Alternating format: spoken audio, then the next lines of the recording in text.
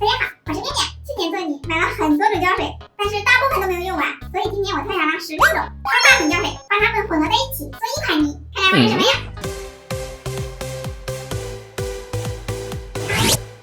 先来到了第一款史莱姆拌泥，这个也太浓稠了。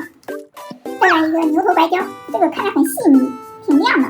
接下来这款是天涯超级白胶，这个浓稠度也挺高，看着更白一些。接下来是这款牛头木工胶，像奶酪一样。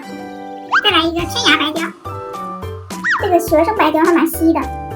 再来一个康辉透明胶水，透亮透亮的。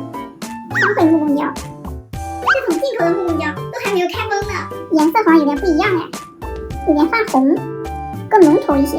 这款进口白胶也没有开封呢，这个好像和普通胶水差不多哎。下面一次来两个三角盖的透明胶和白胶，这个透明胶挺高透的，浓稠度也很高。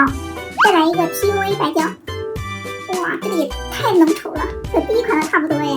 这个是专门做起泡胶的白胶。喂，这个是假水胶。现在还剩下最后一款西班牙进口白胶，这个也有一定的浓稠度，每一个只倒了一点，有这么多。再来点甘油，省了一会儿垃圾。哇，感觉这个阻力挺强啊，颜色还可以，开始成型。前期搅拌的时候看它是有筋的，成型之后那个筋自然就消失了，虽然上面有泡，但是可以看得出来还是很亮的。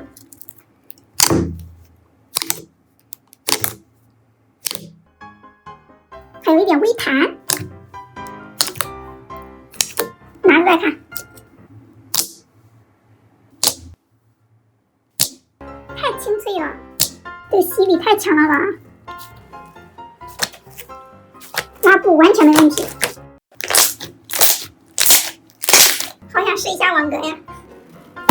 对于拉花来说，这个有点偏软，所以塌的比较快。随手一甩都有这么大，一个比一个厉害呀！挑战一下前起，这也太重了，下面没有起都有这么大，太强了。